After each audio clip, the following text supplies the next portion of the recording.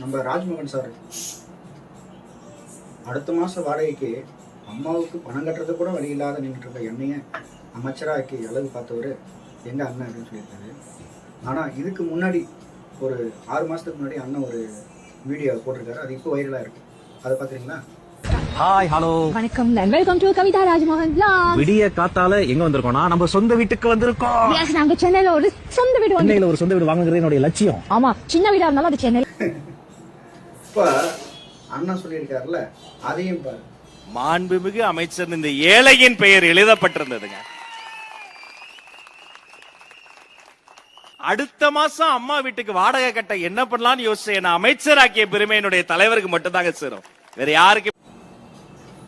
என்ன Rajmohan sir, what bro, it's very wrong bro.